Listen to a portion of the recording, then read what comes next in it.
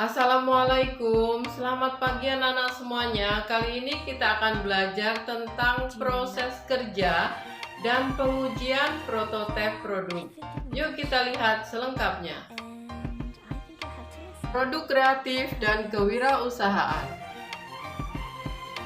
Untuk bab ini kita akan belajar tentang proses kerja dan pengujian prototipe produk.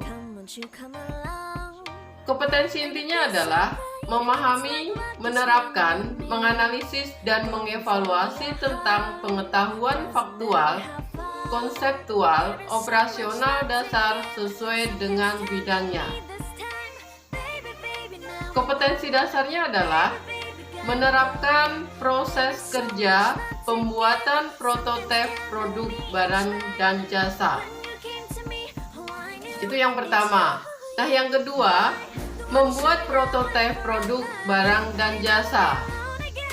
Yang ketiga, menentukan pengujian kesesuaian fungsi prototipe produk barang dan jasa. Yang keempat, menguji prototipe produk barang dan jasa. Tujuan pembelajaran. Setelah mengikuti kegiatan pembelajaran ini, siswa diharapkan mampu. Yang pertama yaitu menganalisis proses kerja dalam pembuatan prototipe produk. Yang kedua, menerapkan tahapan pembuatan prototipe produk. Yang ketiga, memahami prosedur pengujian atas kesesuaian fungsi prototipe. Yang keempat, melakukan pengujian prototipe produk. Untuk peta konsep proses kerja pengujian prototipe produk, yang pertama adalah proses kerja prototipe produk. Yang kedua, pengujian prototipe produk. Macam-macam prototipe. Yang pertama adalah prototipe evolusioner. Yang kedua, prototipe recruitment. Nah, prototipe evolusioner ini adalah prototipe yang terus-menerus diperbaiki sampai semua pengguna terpenuhi. Yang kedua, prototipe recruitment adalah prototipe yang dikembangkan sebagai cara menentukan kebutuhan fungsional. Tipe-tipe dari prototipe ada 4. Yang pertama yaitu prototipe fisik, yang kedua prototipe analitis, ketiga prototipe komprehensif, yang keempat fokus prototipe.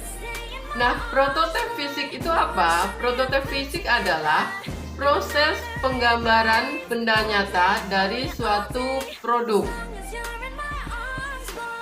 Untuk prototipe analitis adalah merepresentasikan produk yang tidak nyata, semisal model matematis. Yang ketiga, tipe yang ketiga, prototipe komprehensif adalah prototipe yang mengimplementasikan semua atribut produk yang bersifat luas dan lengkap. Yang keempat, fokus prototipe hanya mengimplementasikan satu atau beberapa atribut produk saja.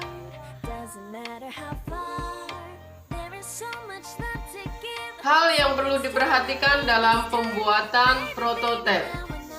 Yang pertama adalah permintaan didasari oleh kebutuhan user. Kedua, membangun sistem prototipe untuk kebutuhan awal. 3. Memberikan kebebasan pada user untuk menggunakan prototipe.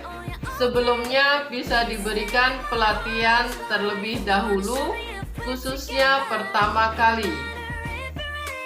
4. Mengimplementasikan perubahan-perubahan yang telah disarankan. 5. Membiarkan user mencoba kembali setelah perubahan diterapkan. 6. Merancang sistem akhir jika user dan pengembang telah setuju dengan prototipe sebelumnya. Keuntungan pembuatan prototipe: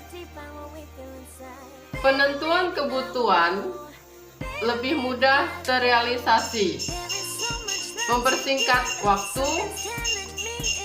Yang ketiga, end user dapat berpartisipasi dengan aktif. 4. Pengembang dapat menerima masukan user dengan lebih terukur. 5. Membantu mengurangi biaya pengembang, meningkatkan kepuasan user.